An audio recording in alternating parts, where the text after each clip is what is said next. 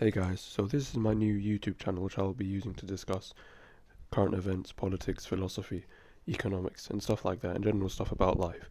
I'll also be using it as sort of like a daily journal or a monthly journal depending on how consistent I am, and I'll be trying to my best to explain certain aspects of politics and certain topics I'm interested about. In doing so, I'll be seeking to create a new form of dialogue between people, as well as expose people to empiricism, rationalism, and other types of philosophies which I may find interesting, or which I may find people to be interested in. For the first topic, I'd like to explain why that this video is based on is why Mustafa Kemal Ataturk is the best leader, arguably, the Middle East has had for the past 500 years. When we look at the conditions with which he grew up on, with the conditions with which he had to rebuild Turkey, so as to speak, he truly did perform a revolutionary feat, if that could be said. He industrialized Turkey within, around a couple of years, a couple of decades, maximum two. He did manage to change or rather revoke the Arab influence within Turkish culture, such as the Arabic alphabet. There are also a lot of many mysteries about him that Islamists like to promote, radical fundamentalists. They say that he forced the call to prayer to be in Turkish, which is not true. There was one call to prayer in Arabic, the other one would be done in Turkish. He also ordered the Quran to be translated in Turkish so that people would understand that the Quran, they would understand the translation of the Quran. He did not order that the Quran be recited in Arabic. On top of that, there are many other great things that he did, such as he defied the Allied powers at the Treaty of Sèvres, or Sèvres, whatever you want to call it. I think it's spelled Sevres, but nonetheless, he did abolish that treaty, while the Ottomans, who were allegedly the great caliphs of their day, accepted it from the Allied powers. That would essentially have made Istanbul, the largest Turkish city, which had been Turkish for almost 600 years at that point, into an international zone. Other parts of Turkey would have been turned into colonies for the French, the Russians, the Armenians, the Brits, and the Greeks. And he simply, as head of the National Assembly of Turkey, abolished that. He waged the War of Independence, where he took on the Allied powers. Many people say that Ataturk was a British puppet, which couldn't be further from the truth, because he fought the Brits everywhere and anywhere within the Turkish War of Independence. Look at the Battle of Izmir, the Battle of Antalya, the Battle of Konya. There were so many battles that he fought, within which he won, and which he defeated the colonialists. However, he adopted a strongly secular ideology, which was also nationalistic, called Kemalism, and he abolished the Caliphate, a religious institution which had not been of significance since the decline of the Abbasid Caliphate almost 1,000 years beforehand. Because after that, it just became a titular title. It was not held to any regard by the sultans of the Mamluks, the Ottomans, or the other so-called caliphs that followed the Abbasids. However, he also rebuilt tons of infrastructure. He employed a status Keynesian economic theory, in which he did import substitution, which made Turkey an industrialized power capable of producing non-agrarian goods and services. He also made Turkey a military power, which later would benefit Turkey, and which would make it more palatable for the NATO allies to accept Turkey into the alliance of NATO, because they saw it as a global power and a geopolitically important nation. On the other hand, you have Turkey.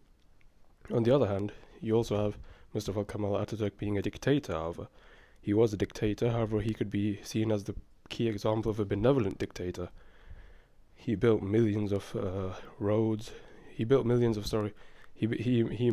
increased employment by millions. He built thousands of roads, schools, hospitals.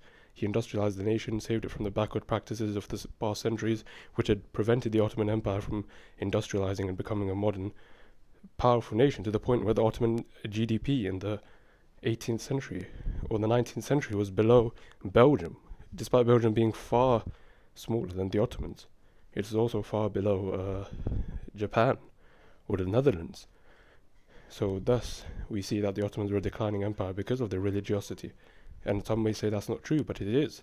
It's largely because of the fact that they had their religious policies, which forced things like gender segregation, not allowing females to work, not allowing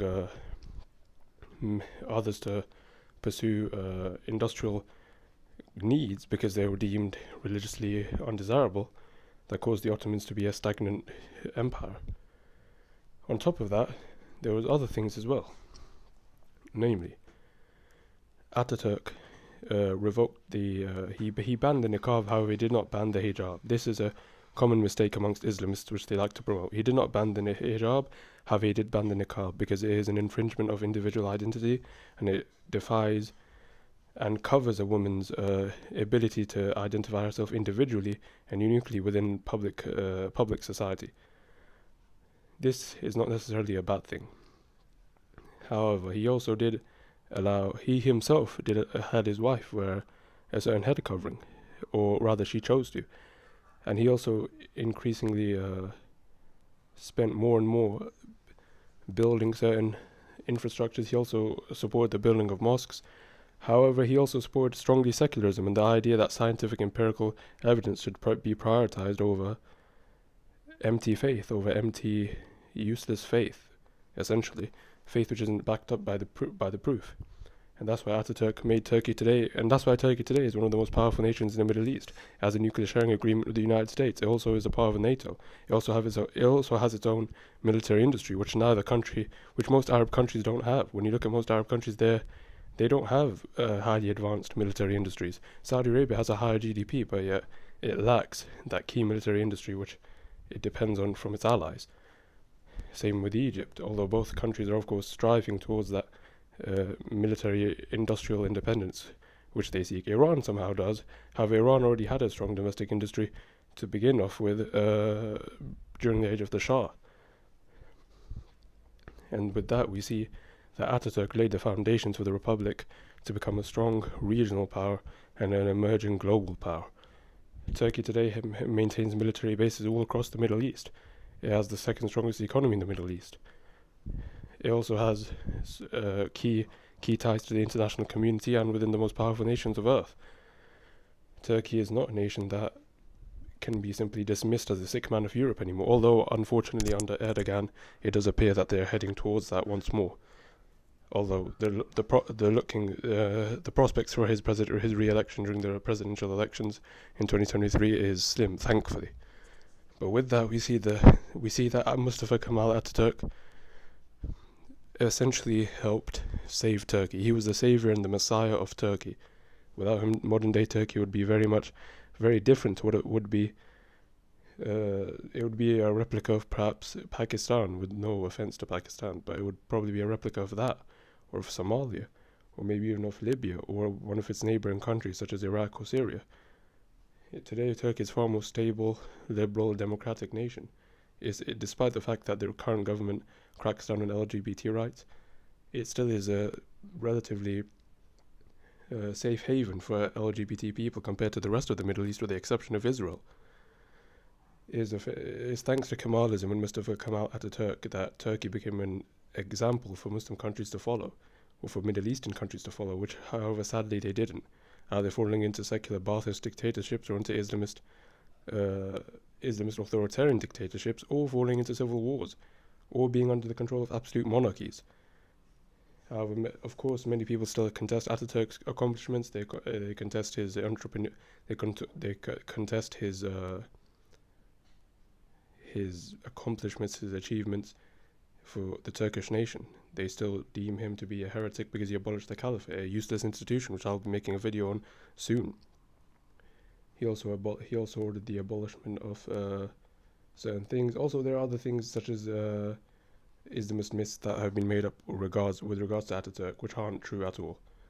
They are completely unfounded. They're just used to tarnish his name, such as saying that the Azan was forced to be in Turkish, or that the Quran was forced to be recited in Turkish, which is not true at all.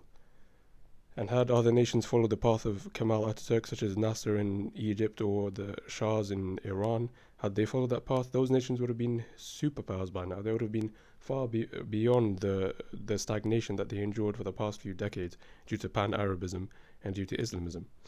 So, in conclusion, I'd just like to state that I believe that Mustafa Kemal Ataturk was the best leader the Middle East had for the past few centuries, if not the past 4 centuries, if not the past 5 centuries, perhaps equaling Suleiman the Magnificent. He did an amazing job industrializing Turkey, increasing literacy from what in the early 20s all the way up to 70 to 80%. He increased industrialization, import substitution. He allowed women to work, gave women's rights, equal rights within the aspect of a democratic republic. He supported enfranchisement to reach all the people.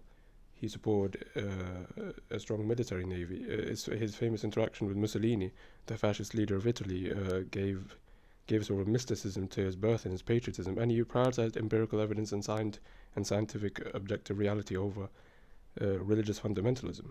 And thus he made Turkey into the great nation that it is today, unfortunately being spoiled by the people who are exact contrarians to his ideology, and who we now see destroying the Turkish economy and Turkish society, and who thankfully now are losing in the polls.